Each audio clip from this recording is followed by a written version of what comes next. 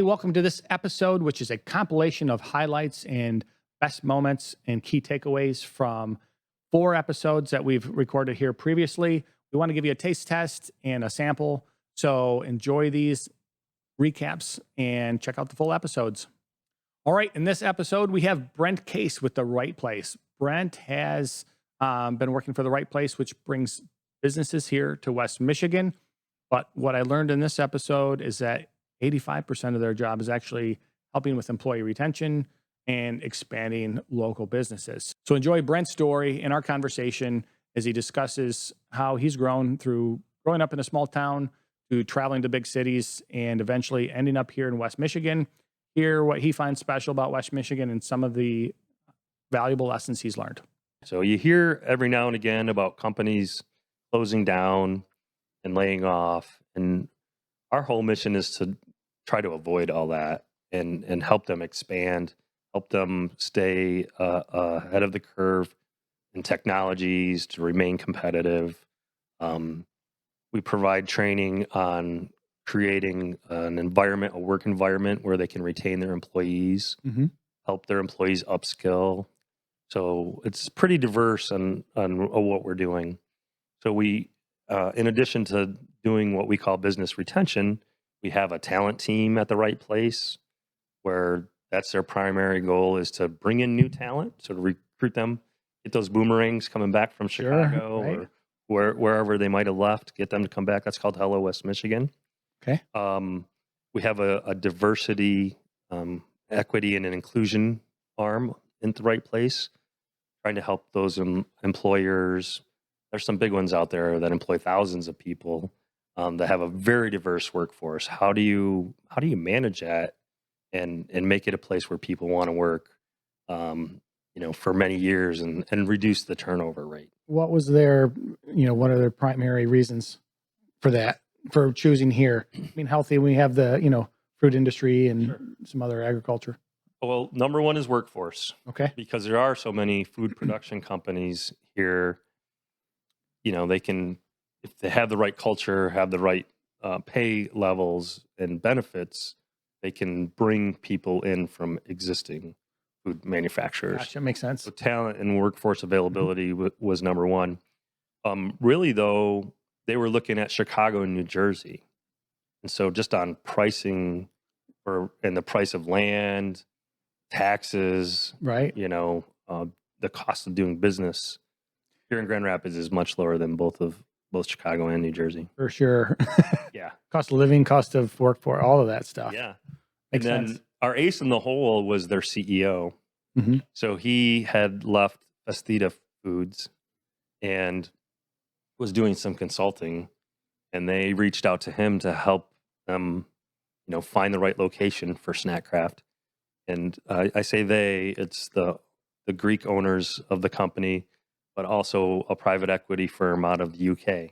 Okay. So they got with, his name's Joe Riley, and he's like, you can put it in Chicago, you can put it in New Jersey, but it'd be a lot smarter to put it here in Grand Rapids. So we basically gave Joe all the supporting data on the cost, on the workforce, the availability of, raw materials. Yeah. We here in West Michigan, we have access to, fruits, vegetables, flour, wheat, grain, all the stuff that you need. Right. So just proximity to the supply chain was important too. But Joe was our ace in the hole. Great having that relationship, again, it shows those relationships paying off. Yeah, definitely. Joe had worked with The Right Place at his previous employer, so he knew to call us. Nice. Yeah. Good deal. Yep. Hey, welcome to clips from episode 14 with Sam VerMerris, who actually is behind the engineering booth right now, and such a wonderful, talented person. Sam has made some short films. He talks about his process on his recent award-winning short film, and I think you'll enjoy it. So if you enjoy filmmaking, creativity, check out episode 14 with Sam and this clip here. So, what are some of the takeaways that you learned from this project, from the struggles and just going through it? The most important one is just perseverance. Yeah. A lot of times that one scene you were talking about from the little movie I showed you when we first met, we never finished that project because it was like a continuation almost of the McDiver that we started. Okay. It was going to be like a longer form. And we started shooting that whole thing twice. Mhm. And we got to like a midpoint and then we just never finished it. Sure. And it was with that same group of guys. So I was like, we're going to finish this. And it was hard because, you know, people are busy and the weather, it's like, at some point we're not going to have snow anymore. And then it's going to be weird to finish it. Like, are we going to come back next winter? And like, I don't think that's going to happen. So just like pushing everybody to like do it and like galvanizing people to be motivated to do it, especially when it's like a snow day. It's like, I don't want to go out and like freeze my toes off. Just so being like a people person and leading people to do that was a very important skill that I still have yet to develop. Yeah, it's a great lesson. All right. This episode clip is with Scott Hayes. Scott is a behavioral assessment and talent optimizer. Scott tells his story about wrestling shoplifters in his early career, getting tackled and stabbed. And he also moves on to expand about how he helps businesses optimize their talent through behavioral assessment programs. Super interesting. If you like behavioral psychology, this is an awesome episode, and enjoy this clip. And where I'm seeing companies pivot to now is, now that we have these people, how do we keep them? Yeah. That's a really big deal, right? Well, if I know how you are behaviorally wired, I can, as a leader, I can give you what you need in order to be and feel successful, to where you're like, man, that Scott guy, I really like him. Like, he's a great boss. And that's where we prescribe to what we call the platinum rule versus the golden rule when it comes to management. And everybody knows the golden rule, right? Do unto others as I'd want them to do unto me. Right. Doesn't work anymore. We've kind of done it to ourselves, right? We've given people trophies just for participating. Sure. So we've done it to ourselves. We prescribed what we call the platinum rule, which is do unto others as they need. Because you need something different from me, who needs something different from every other person. And again, this is where we tailor our approach to our people. So we have a better cohesive environment where everybody works well together and there's good morale, employee engagement, just a better team environment. For me, it's just exciting helping companies and organizations build a tighter team dynamic. Mm-hmm. And one of the cool tools that we have in the system is what we call a one-on-one relationship guide. Okay. And it's where we can put two people up against each other. So like I could put me and you in there. Okay. And we can see where we have strengths together, where we have cautions and also tips on how to preserve that relationship. Really? Yeah. That's super interesting to me. When we get into like where we're working for the same company, and which always gets me is like, we're working for the same company. Why are we butting heads? Yeah. Usually what it is that we're amiss on one or more of our drives. Okay. Does that make sense? Yeah. Oh, for sure. So the easiest relationships that you're ever going to have are when people are behaviorally wired just like you. They just get you. They just understand you. It's just easier. I could throw you into a room of 100 different people and you will naturally start to gravitate towards the people who are like you. I could see that. It just flows. It's just easy. You don't have to explain yourself. It just feels right. The most difficult relationships that you're ever going to have are when people are behaviorally wired opposite you.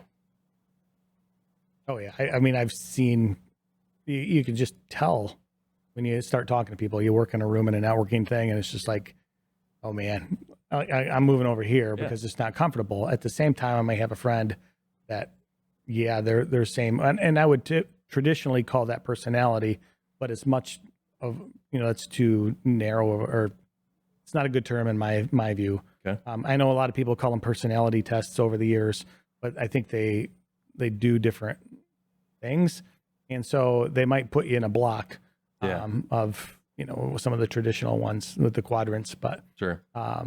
You can definitely, especially once you're aware of it. Yeah. If you've never been made aware of this kind of thing, then it's easy to just wonder.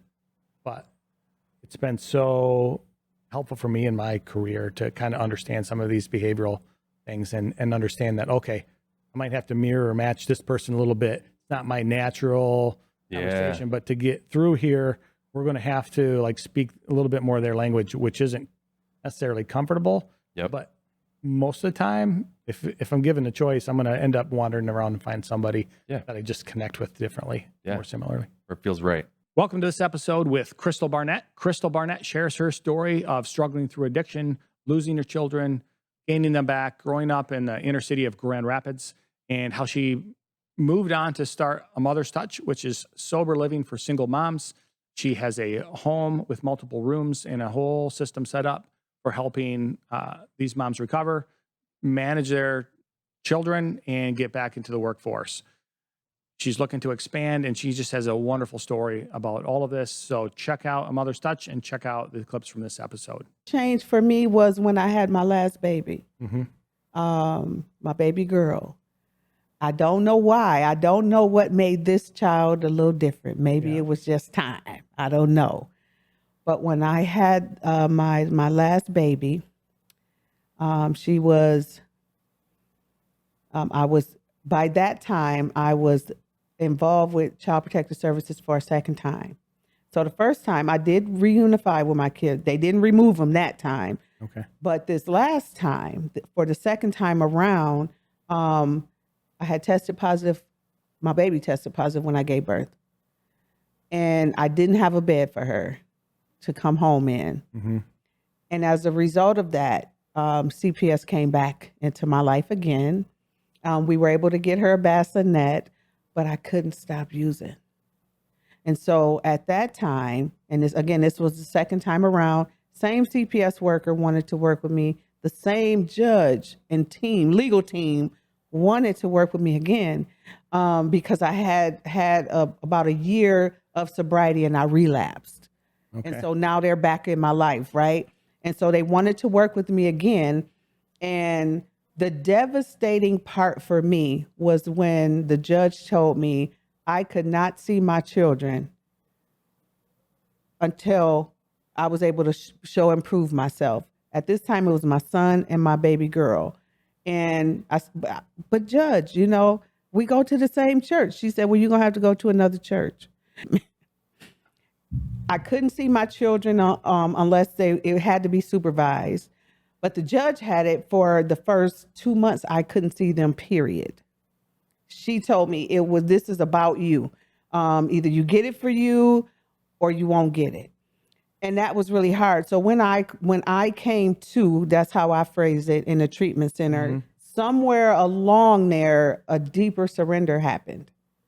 And I came to this crossroad, like, Crystal, either you're going to do what's required of you to get your children back, or you're going to continue to repeat the same old pattern. Because my pattern was I would get out of jail or get out of treatment and go back into the environment that I knew, which was the environment's everything in that sense. It's all about environment. The difference was, again, to me, I believe that it was a God thing, because when I went into treatment this last time, the workers that I was working with had helped me. I had a little bitty apartment for me and the two kids at the time. I had never had that getting out of treatment before. Okay. But the agencies that I was working for made sure my rent was paid, for when I get out of treatment. And it was at that time, it was a 4-month treatment for me. And I did aftercare groups, which was intensive outpatient groups, which was a step down from residential treatment. Okay. So they kept the light, they kept the apartment, my rent going. So this time I had an apartment to go to when I got out of treatment. Now, granted, I didn't have no electricity, right? And so I didn't have lights when I got. And the treatment center told me that I could stay there until I was able to get them on. But I felt, no, I go and I deal with the darkness. My kids still couldn't come yet. By that time I was seeing them for 2 hours a week, supervised still, And so to answer, that was devastating for me. And I had a fight in me that I didn't have before.